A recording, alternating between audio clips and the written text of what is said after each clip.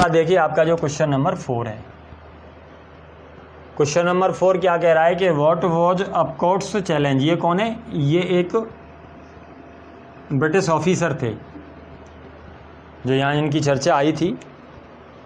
अगर आप देखेंगे तो हाँ, जो सेकंड पैराग्राफ है उसकी दूसरी लाइन में ब्रिटिशर कॉल्ड सर फेडरिक अपकर्ट स्कफ्ड। तो ये एक ब्रिटिशर है।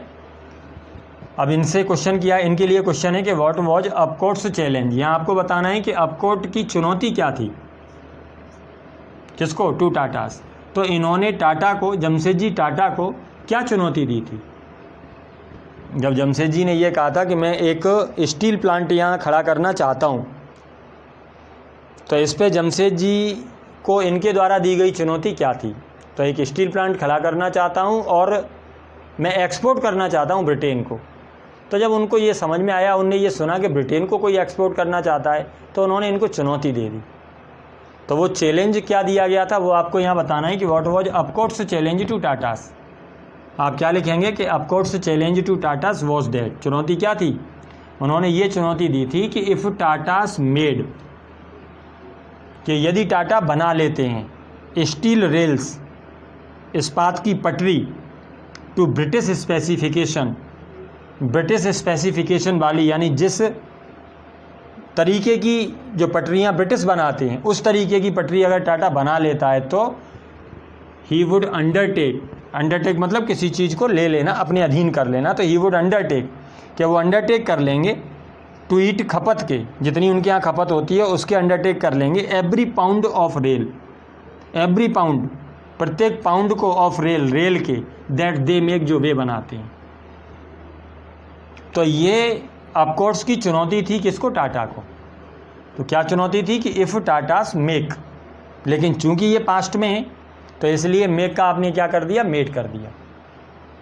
बस ये थोड़ा सा आपको ध्यान रखना है, और मेरे ख्याल से यहाँ से समझ में आ गया होगा कि ये पास्ट में था, इसलिए आप इसे पास्ट में ले जाएंगे। अब यहाँ भी देखिए, यहाँ उन्होंने क्या लिखा, यहाँ भी इन्वर्टेड कॉमा के अंदर लिखा है, तो ये सही है कि if Tatas makes steel rails to British specification, I will undertake to eat every pound of rail that they make. अब हम इसको ज्यों का त्यों नहीं लिख सकते, क्योंकि हम उसे क्या करेंगे, डायरेक्ट नरेशन को इनडायरेक्ट नरेशन में चेंज करेंगे। तो हमें यहाँ चेंज ऑफ टेंस के रूल से टेंस बदलना पड़ेगा, चेंज ऑफ पर्सन के रूल से पर्सन बदलना पड़ेगा। तो क्या उनकी चुनौती थी कि इफ़ टाटास मेक, तो वो हो गया कि इफ़ टाटास मेड। ठीक, कि यदि टाटा बनाता है स्टील रेल्स, ठीक, टू ब्रिटिश स्पेसिफिकेशन, यहाँ तक कोई चेंज नहीं है। फिर आगे था टू, हाँ, ब्रिटिश स्पेसिफिकेशन, इसके बाद आई विल अंडरटेक था यहाँ, लेकिन आई आपका फर्स्ट पर्सन है तो वो भी बदलेगा आपको। तो ही वुड अंडरटेक, विल का वुड हो जाएगा कि he would undertake to eat every pound of rail that they make. They third person होता है इसलिए उसे चेंज नहीं किया जाएगा। मेक का भी आप मेड कर दें तो ये भी आपका चेंज ऑफ टेंस से टेंस बदलेगा और मेक का मेड हो जाएगा।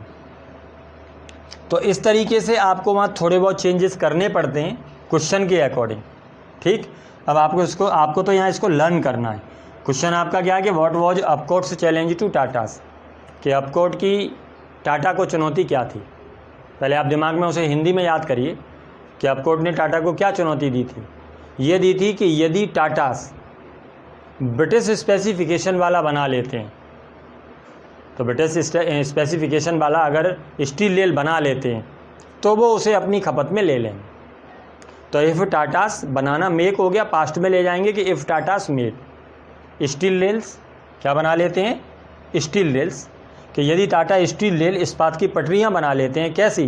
टू ब्रिटिश स्पेसिफिकेशन, कि जिस विशिष्टता की पटरियां अंग्रेज़ों की होती हैं तो उस विशिष्टता की अगर पटरियां बना लेते हैं, तो उसने क्या कहा था कि आई विल अंडरटेक, लेकिन आप यहाँ क्या लिखेंगे कि he would undertake, he would undertake. Clear? और काय के लिए अंडरटेक कर लेगा? टू ईट, खपत के अधीन कर लेगा, every pound of rail that way बनाते हैं, टाटास बनाते हैं, तो दैट दे मेड, जो वे बनाते हैं। क्लियर? एक बार फिर से समझिए पूरी बात को। हाँ, लेकिन हिंदी ज़रूर दिमाग में रखिए, क्योंकि बगैर हिंदी के आप सोचेंगे क्या और लिखेंगे क्या। तो इसलिए आपके दिमाग में ये होना चाहिए, आपको पता होना चाहिए कि हमको लिखना क्या है। तो क्वेश्चन आपका ये था कि what was Upcott's challenge to Tata, तो आप यहाँ पहले क्वेश्चन से ही लिख देंगे कि Upcott's challenge to Tatas that was that, sorry, कि अपकोर्स की जो चुनौती थी वो टाटा को ये थी। अब आप सोचिए क्या लिखना है कि यदि टाटा बना लेते हैं, प्रेजेंट है लेकिन पास्ट में जाएगा, तो इफ़ टाटास मेड, क्या बनाते हैं, स्टील रेल्स, कैसी, टू ब्रिटिश स्पेसिफिकेशन। तो अगर ब्रिटिश स्पेसिफिकेशन के तरीके की, अंग्रेज़ों की विशिष्टता की तरीके की अगर वो रेल बना लेते हैं, स्टील रेल बना लेते हैं, तो उसने क्या कहा था कि वो ले लेगा। इसका मतलब ही वुड अंडरटेक, हाई बदल गया, मैं ले लूँगा थर्ड पर्सन में, तो he would undertake to eat, कि वो खपत के अधीन कर लेगा every pound of rail that they made, जो वे बनाते हैं। क्लियर? तीनों क्वेश्चन इजी हैं। क्वेश्चन ये है कि what was Jamshedji told in Manchester, के जमशेदजी से मैनचेस्टर में क्या कहा गया, आपको पता ही है। उनसे ये कहा गया था कि जो नागपुर का वेदर है वो इतना सूटेबल नहीं है। तो Jamsetji was told that Nagpur's weather was not suitable, क्यों सूटेबल नहीं है, एज, क्योंकि it was too dry. Question number second आपका ये कह रहा है कि how did he respond to it, इस पर उन्होंने क्या जो प्रतिक्रिया दी, क्या इसका जवाब दिया। तो ही रेस्पॉन्डेड दैट, उन्होंने इसका जवाब दिया। क्या कहा था उन्होंने कि मैं मैनचेस्टर वेदर ले आऊँगा नागपुर के लिए, काम बंद नहीं करूँगा। तो क्या कहा कि ले आऊँगा, मतलब आई विल ब्रिंग था तो ही वुड ब्रिंग हो जाएगा the Manchester weather to Nagpur. अगला क्वेश्चन है कि what was Upcott's challenge to Tata, तो Upcott's challenge to Tatas was that, कि यदि टाटास बना लेते हैं, कि इफ़ टाटास मेक, उसका हो जाएगा मेड। इफ़ टाटास मेड क्या बना लेते हैं, steel rails to British specification, तो उसने कहा कि आई विल अंडरटेक, मतलब he would undertake every pound of rail that they made, जो वे बनाते हैं। क्लियर? अगला देखिए क्वेश्चन है आपका कि why were the British tanks called Tata Nagars, why were the British tank, के जो अंग्रेज़ों के टैंक थे उनको टाटा नगर कह के क्यों बुलाया गया क्या उनको टाटा नगर क्यों कहा गया। तो इसका भी आपको आंसर पता है, क्योंकि इनकी जो स्टील थी, इनका जो लोहा था वो टाटा में तैयार हुआ था, टाटा नगर में इनका लोहा तैयार हुआ था, इसलिए इन टैंक को, जो सेकेंड वर्ल्ड वॉर में अंग्रेज़ों ने टैंक उपयोग करे थे, उनको टाटा नगर कह के पुकारा गया। तो ये बिल्कुल सिंपल है कि the British tanks were called Tata Nagar because, question में आपके में वाई लगा है, क्यों ऐसा किया गया, आप उत्तर में बिकॉज लगा के लिख दें, बिकॉज क्योंकि the steel for them, steel for them यानी उनके लिए जो स्टील था, देम मतलब किसके लिए, टैंक्स के लिए। अंग्रेजी में अगर कोई व्यक्ति है और बहुवचन में है तो उसको हम दे तो कहते ही कहते हैं, अगर कोई वस्तु भी है और बहुवचन में है तो आप उसको भी दे कहते हैं,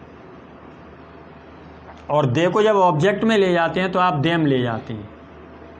तो इस तरीके से यहाँ हो गया कि the British tanks were called Tata Nagar because, क्योंकि द स्टील फॉर देम, क्योंकि उनके लिए जो स्टील था, उनके लिए मतलब टैंक्स के लिए, तो because the steel for them, क्योंकि उनके लिए जो स्टील था, वॉज मेड, उसे बनाया गया इन टाटा नगर, क्योंकि उनके लिए जो स्टील था वॉज मेड इन टाटा नगर, उसे टाटा नगर में बनाया गया, इसलिए उन टैंक्स को ही टाटा नगर कह के बुलाया जाने लगा। मेरे ख्याल से चारों क्वेश्चन आपको अच्छे से लर्न हो गए होंगे। लास्ट क्वेश्चन को एक बार फिर से देख लें कि why were the British tanks called Tata Nagar, तो आप कह देंगे कि British tanks were called Tata Nagar because, क्योंकि द स्टील फॉर देम, यानी उनका जो स्टील था वॉज मेड, उसे बनाया गया कहाँ, इन टाटा नगर। ठीक, बात देखिए आपका क्वेश्चन नंबर 6। तो क्वेश्चन है आपका कि what happens when you dream big, what happens क्या होता है, कब, व्हेन जब, यू ड्रीम जब तुम सपना देखते हो, बिग बड़ा। तो अगर आप कोई बड़ा सपना देखते हैं तो ऐसी स्थिति में क्या होता है, ये आपसे पूछा है। तो जमशेदजी टाटा के अनुसार जैसे उन्होंने बहुत बड़े बड़े सपने देखे, जैसे नागपुर में उस समय पे कोई टेक्सटाइल इंडस्ट्री नहीं था और नागपुर का जो वेदर था वो भी कॉटन जो कपास था उसे उगाने के लिए उपयुक्त नहीं था, लेकिन फिर भी उन्होंने एक सपना देखा और उसको पूरा किया। फिर उन्होंने जो एक स्टील कंपनी बनाने की सोची और उसको भी बनाया। अंग्रेज़ों ने जो चैलेंज दिया था उसे स्वीकार किया। तो अगर इस तरीके के बड़े सपने अगर आप देखते हैं तो क्या होता है, ये पूछा गया है। लेकिन केवल उन्होंने सपने नहीं देखे, वो उन सपनों को पूरा करने के लिए जिद्दी भी रहे। तो ये बड़ी बात है कि अगर आप सपना देखते हैं तो केवल सपने नहीं देखे जाते, आप अपना पूरा प्रयास करते हैं कि हम कैसे भी अपनी जो भी हमारा एम है, जो भी हमने अपना उद्देश्य बनाया है, हम उसे प्राप्त करें। तो अगर ऐसा होता है तो क्या होता है, तो यहाँ आपसे क्वेश्चन पूछा है, तो आप सिंपल वे में लिख देंगे कि व्हेन वी ड्रीम बिग। आपसे पूछा है कि what happens when you dream big. जब आप सपना देखते हैं आप क्या लिखेंगे कि व्हेन वी ड्रीम बिग, कि जब हम बड़ा सपना देखते हैं। तो श्योरली, निश्चित रूप से, सम ऑफ इट, बेशक आपने जितना सोचा है उतना नहीं हो, लेकिन उसका कुछ न कुछ हिस्सा गेट्स ट्रांसलेटेड, रूपांतरित हो जाता है इनटू रियलिटी, वास्तविकता में। यानी जो आपने सपने में देखा वो वास्तविकता में भी वैसा होता है। बेशक पूरा का पूरा नहीं हो, सम ऑफ इट, उसका कुछ हिस्सा तो होता ही है, यानी कहीं तक आप उसमें सफल हो ही जाते हैं। तो बस बिल्कुल इजी आंसर है कि श्योरली सम ऑफ इट, निश्चित रूप से कुछ ना कुछ, गेट्स ट्रांसलेटेड, रूपांतरित हो जाता है काहे में, इनटू रियलिटी। तो एक ड्रीम था और जो सपना था वो रियल हो गया, रियलिटी में चेंज हो गया। कब? व्हेन वी ड्रीम बिग, जब हम एक बड़ा सपना देखते हैं। तो इस आंसर में कुछ ज़्यादा नहीं था जो आपको प्रॉब्लम करे। सिंपल सी बात थी कि what happens when you dream big, आप कहेंगे कि व्हेन वी ड्रीम बिग। जब हम बड़ा सपना देखते हैं तो निश्चित रूप से वो रूपांतरित हो जाता है हकीकत में। तो श्योरली सम ऑफ इट, कि निश्चित रूप से उसका जो कुछ हिस्सा है gets translated into reality. Clear? इसके बाद देखिए आपका जो क्वेश्चन नंबर 7 है। क्वेश्चन नंबर 7 आपका क्या कह रहा है कि how did Jamshedji fulfil. Fulfil का मतलब होता है पूरा करना, साकार करना। अगर आप सपने के लिए लगाएंगे तो इसका मतलब साकार करना, कि जमशेद जी ने कैसे साकार किया क्या, हिज ड्रीम्स, अपने सपनों को। तो जो उन्होंने टेक्सटाइल इंडस्ट्री लगाने की सोची उसको साकार किया, जो उन्होंने स्टील प्लांट का सोचा उसको साकार किया, जो उन्होंने एक होटल बनाने का सोचा मुंबई में उसको साकार किया। तो ये पूछा है आपसे, क्वेश्चन पूछा है कि how did Jamshed ji fulfil, कि जमशेद जी ने किस तरीके से साकार किया हिज ड्रीम्स, अपने सपनों को। तो इसके लिए अगर आप देखें, बुक में देखें, अगर टेक्स्ट बुक में, तो 106 नंबर पेज पे जो पैसेज था उसका जो 3rd नंबर का जो पैराग्राफ था उसमें पहली लाइन से ही आप देखें कि उन्होंने किस तरीके से अपने सपने को साकार किया।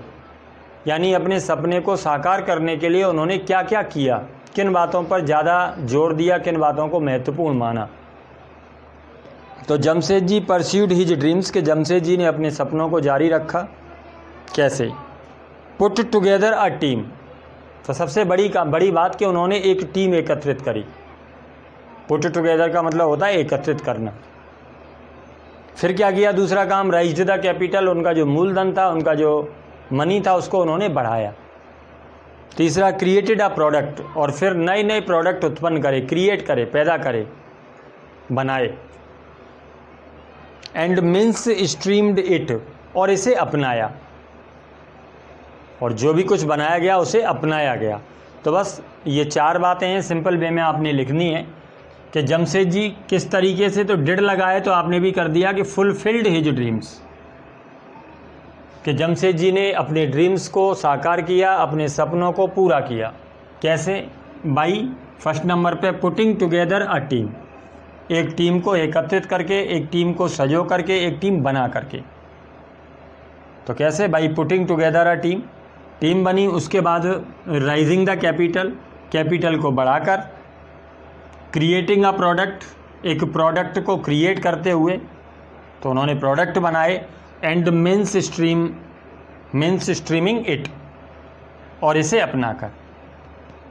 तो जो भी था उसे उन्होंने एक्सेप्ट किया, मीन्स स्ट्रीम मतलब एक्सेप्टेड, और इसे अपनाया गया। तो बस इस तरीके से आपको 4 स्टेप यहाँ लिखने हैं कि उनकी जो सफलता थी, उस सफलता के जो मूल मंत्र थे, बस वो आपको लिख देने हैं। सबसे पहले putting together a team, team बनेगी तो वो काम करेगी, तो उससे क्या हुआ, मूलधन बढ़ा, राइजिंग द कैपिटल। तो टीम को एकत्रित करके फिर उन्होंने क्या किया, राइजिंग द कैपिटल, यानी जो उनका कैपिटल था उसको बढ़ाया, और फिर उस कैपिटल के सहारे उन्होंने नए नए प्रोडक्ट बनाए, तो क्रिएटिंग अ प्रोडक्ट, और लास्ट में जाकर के इस सबको उन्होंने अपनाया, एंड मेन स्ट्रीमिंग इट। ठीक, ज़्यादा कुछ नहीं है, यहाँ भी सिंपल सा आंसर है। इसके बाद जो आपका नेक्स्ट क्वेश्चन है, क्वेश्चन नंबर 8, और यहाँ भी आपको ध्यान रखना है कि जमशेदजी फुलफिल्ड हिज ड्रीम्स, कि जमशेदजी ने अपने सपनों को साकार किया बाई। तो ये काम हमने इनको क्या है कि नाउन फॉर्म में बदला के इनके द्वारा, तो पुट का हमने पुटिंग टुगेदर कर दिया, इसके बाद राइजिंग द कैपिटल कर दिया, इसके बाद क्रिएटिंग अ प्रोडक्ट कर दिया, and mainstreaming it. Clear.